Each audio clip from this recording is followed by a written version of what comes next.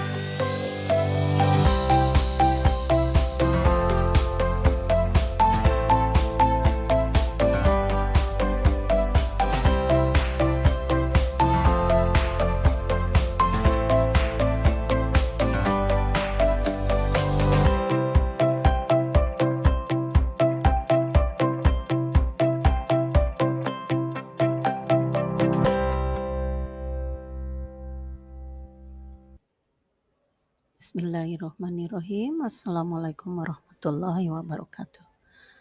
Okay student, today we are going to study about passive voice. Apa itu passive voice? Passive voice adalah kalimat yang subjeknya dikenai suatu pekerjaan atau tindakan dari kata kerjanya. Artinya bukan subjek tersebut yang melakukan suatu aksi.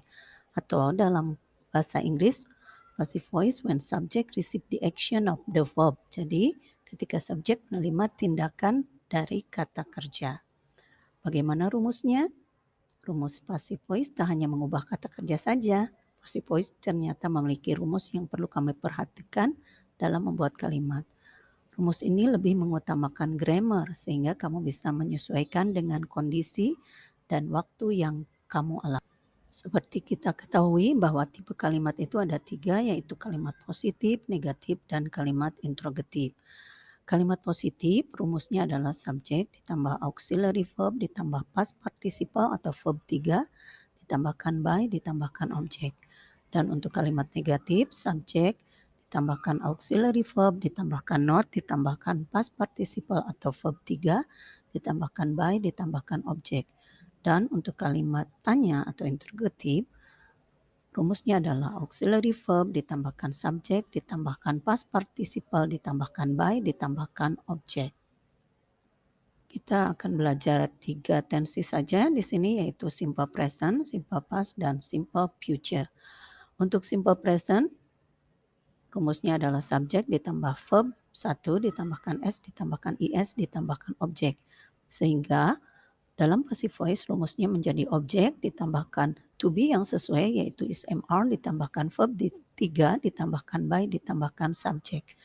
Dan untuk simple past tense, subjek ditambahkan verb 2 ditambahkan objek, pasifnya menjadi objek ditambahkan was atau were ditambahkan by ditambahkan subjek. Dan untuk future, subjek ditambahkan will ditambahkan verb 1 ditambahkan objek, pasifnya menjadi objek ditambahkan will be ditambahkan verb 3 ditambahkan subjek. Contoh kalimat dalam simple present tense, aktifnya my sister drives the red car every weekend. Pasifnya menjadi the red car is driven by my sister every weekend. Dan untuk past tense, contohnya Elisa drew the picture yesterday. Pasifnya menjadi Alice, the picture was drawn by Elisa yesterday. Dan untuk future, my mom will pick me up at 4 p.m. Passive voice-nya menjadi I will be picked up by my mom at 4. Apa fungsi dari kalimat pasif dalam bahasa Inggris? Ada beberapa. Yang pertama, avoid blame atau menghindari kesalahan.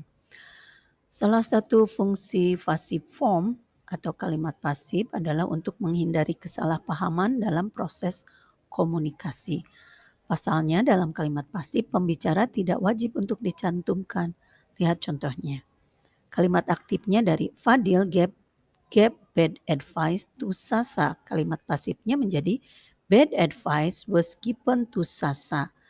Kalau mau ditulis lengkap, bad advice was given to Sasa by Fadil. Di sini by Fadilnya dihilangkan.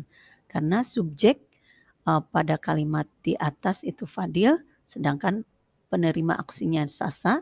Ketika diubah menjadi pasif, maka Fadil tidak lagi wajib untuk dicantumkan. Yang kedua, menunjukkan nada netral dan objektif. Tidak hanya menghindari kesalahan, kamu juga bisa belajar kalimat pasif bahasa Inggris untuk menunjukkan pembicaraan yang tidak memberi kesan mendukung pada salah satu pihak. Contohnya sebagai berikut. Compensation was offered by Aldilae Airlines. Jadi kompensasi ditawarkan oleh semua maskapai penerbangan yang mengalami penundaan. Jadi maskapai apa saja bukan menjadi prioritasnya. Jadi tidak mendukung pada salah satu maskapai. Yang ketiga, memberikan penekanan pada suatu hal. Untuk lebih fokus pada objek, kalimat yang paling cocok digunakan adalah bentuk pasif. Contohnya, $25,000 was stolen. Jadi penerima aksi dari kalimat tersebut adalah uang dalam jumlah yang banyak, bukan siapa yang mencurinya.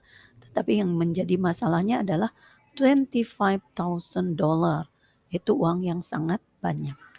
Yang keempat, tepat digunakan ketika aktor tidak penting, tidak jelas, atau tidak diketahui.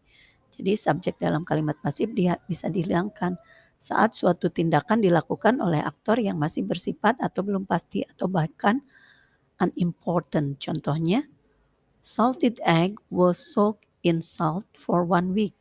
Telur asin direndam garam selama 1 minggu. Siapa yang merendamnya? Kita tidak perlu mengetahuinya. Yang terpenting adalah telur asin yang direndam selama 1 minggu.